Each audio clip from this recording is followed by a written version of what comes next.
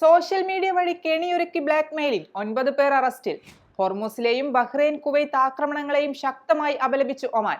ചരക്ക് ഗതാഗതം അതിവേഗത്തിലാക്കി ഒമാൻ ദുബായ് ഗ്രീൻ കോറിഡോർ. ഹോർമൂസിലെ നാവിഗേഷൻ സ്വാതന്ത്ര്യം ചർച്ച ചെയ്ത് സൗദി ഒമാൻ വിദേശകാര്യ മന്ത്രിമാർ. ഒമാനിൽ നിന്നുള്ള പ്രധാന വാർത്തകളുമായി ഗൾഫ് അപ്ഡേറ്റ്സ് ഒമാൻ തുടങ്ങുന്നു. എല്ലാ പ്രേക്ഷകർക്കും സ്വാഗതം. Gulf Updates Oman, brought to you by Shahi Foods and Spices, powered by Purushottam Kanji Exchange.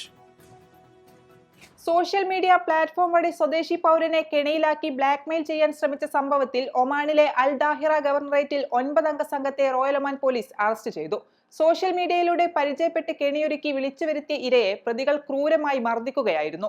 തുടർന്ന് ഇയാളുടെ വാഹനത്തിൽ സൂക്ഷിച്ചിരുന്ന വില കൂടിയ ഇലക്ട്രോണിക് ഉപകരണങ്ങൾ സംഘം കവർന്നു.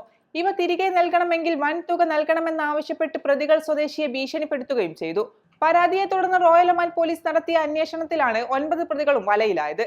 ബഹ്റൈൻ, കുവൈത്ത് എന്നീ രാജ്യങ്ങൾക്ക് നേരെയുണ്ടായ സൈനിക ആക്രമണങ്ങളെയും ഹോർമോസ് കടലിടുക്കിൽ സൗദി, ഖത്തർ രാജ്യങ്ങളുടെ വാണിജ്യ കപ്പലുകൾക്ക് നേരെയുണ്ടായ ആക്രമണങ്ങളെയും ഒമാൻ സുൽത്താനേറ്റ് ശക്തമായി അപലപിച്ചു.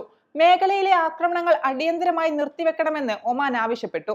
വിദേശകാര്യ മന്ത്രാലയം പുറത്തിറക്കിയ പ്രസ്താവനയിലാണ് ഒമാൻ തങ്ങളുടെ നിലപാട് വ്യക്തമാക്കിയത്. ബഹ്റൈനിലെയും കുവൈത്തിന്റെയും സുരക്ഷ, സ്ഥിരത, പരമാധികാരം, ദേശീയ താൽപര്യങ്ങൾ എന്നിവ സംരക്ഷിക്കുന്നതിൽ എല്ലാ കാര്യങ്ങളിലും ഇരു രാജ്യങ്ങൾക്കും ഒമാൻ പൂർണ്ണ പിന്തുണ പ്രഖ്യാപിച്ചു.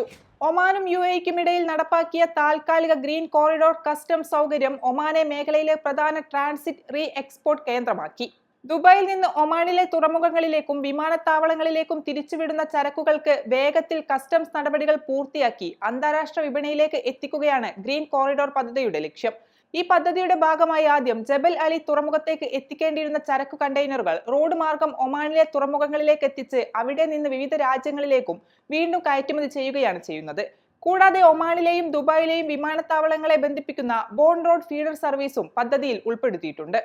ഹോർമൂസ് കടലിടുക്കിലെ നാവിഗേഷൻ സ്വാതന്ത്ര്യം സംരക്ഷിക്കുന്നതിനെ കുറിച്ച് ചർച്ച ചെയ്ത് Saudi, Oman വിദേശകാര്യമന്ത്രിമാർ.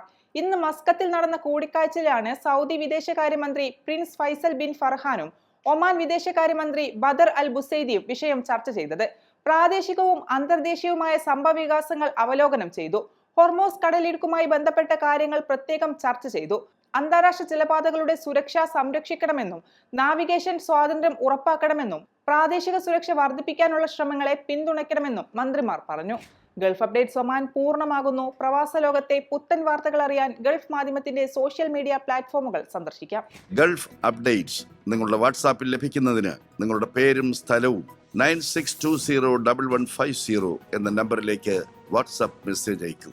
Gulf updates Oman, brought to you by Shahi Foods and Spices, powered by Purushottam Kanji Exchange.